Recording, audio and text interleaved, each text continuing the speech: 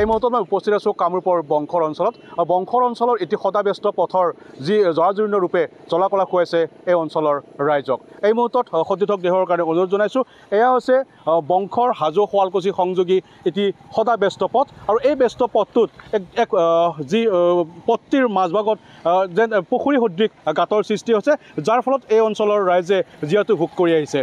এই অঞ্চলৰ এইটো এটা সদাব্যস্ত পথ আৰু এই সদাব্যস্ত পথটোত ইয়াৰ যি ছাত্ৰ ছাত্ৰীসকল বা যিসকল ব্যৱসায়ী বাণিজ্যৰ লগত জড়িত ব্যক্তিসকল এই অঞ্চলৰ পথটোৰে যাতায়াত কৰে আৰু এই যাতায়াত কৰা পথটোৰ যি জৰাজীৰ্ণ ৰূপ, এই জৰাজীৰ্ণ ৰূপে এই অঞ্চলৰ ৰাইজক জীয়াতু ভোগাই আছে। এই ক্ষেত্ৰত এই অঞ্চলৰ এগৰাকী সচেতন যুৱক আছে। দাদা, কি ক'ব?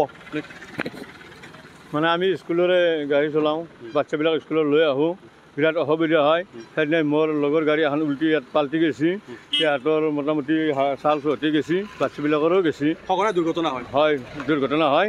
গাড়ী যাম বুলি যাব নোৱাৰে, একো গাড়ী বহুত ডাঙৰ ডাঙৰ গাঁটা, এইখিনি আমাক ভাল কৰি দিব লাগে। আমি অনুৰোধ জনাইছোঁ মুখ্যমন্ত্ৰী ডাঙৰীয়াক। দাদা, কি ক'ব দাদা? এই ক্ষেত্ৰত এইটো এটা সদাব্যস্ত পথ, হাজো শুৱালকুছি সংযোগী ক'ব মানে আজি ক'ব ভাষা নাই, আপোনালোকক ধন্যবাদ জনাইছোঁ গোটেইখিনি ইয়াত আমি নিউজক। মানে আজি 2021 চনৰ পৰা আজি 25 চন হ'ল 2000। এই 5 বছৰ ধৰি ৰাস্তাটো মানে এনেকৈ কৰি থৈ দিছে গাঁত গোটেই। স্কুলৰ ছাত্ৰ ছাত্ৰীৰ লগতে যিমান আমাৰ মানুহবিলাক বেমাৰী হওক, ৰোগী হওক, অহা যোৱা কৰিব সুবিধা নাই। আজিতো এইটো ৰাস্তা প্ৰায় 3 বছৰ ধৰি এনেকৈ আছে।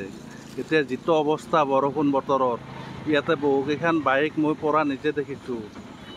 কিছুমান স্কুটি পিছফালে মহিলা বহাই আনে, বাগৰি পৰিছে, পিছাল খাইছে। গতিকে এই ৰাস্তাটোৰ সমস্যাটো অতি সোনকালে যদি কৰি দিয়ে অন্ততঃ ৰাইজখিনি সুবিধা হয়। আজি কিয় ইমান দিন লেহেমীয়া হৈ আছে, ইয়াৰ কাৰণ কি কিন্তু আমি বুজিব পৰা নাই। গতিকে ৰাইজে যথেষ্ট সমস্যাত পৰিছে।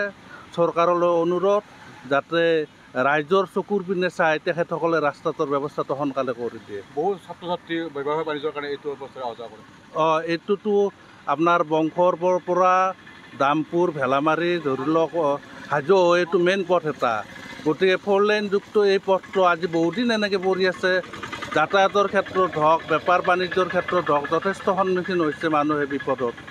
গতিকে আশা কৰোঁ এই ৰাস্তাটো আমি সোনকালে হৈ উঠাটোৱে কামনা কৰিছোঁ। ইয়াৰ যাতে এটা সমাধান আমি ৰাইজে সোনকালে পাওঁ। ৰাস্তাটো বনাই আছে, কিন্তু এই কোম্পানী মানে এনেকুৱা কৰি ৰাখিছে, এতিয়া মানুহ অহা যোৱাত মানে অসুবিধা। বৰষুণ এজাক দিলে মানুহ পৰে, বহুত মানুহ মানে কেতিয়াবা শ্লিপ হৈ মেডিকেলো পাব লগা হৈছে। সেইকাৰণে আমি অনুৰোধ কৰোঁ যাতে এই ৰাস্তাৰ এই বাকী থকা কামখিনি অতি সোনকালে ভাল কৰি দিয়ে। পথ নহয় যেন পুখুৰী আছে। এইটো পথ নহয়, একদম মানে এটা ৰোৱা পুতিব পৰা, মানে মাছ জীয়াব পৰা পুখুৰী টাইপ হৈছে।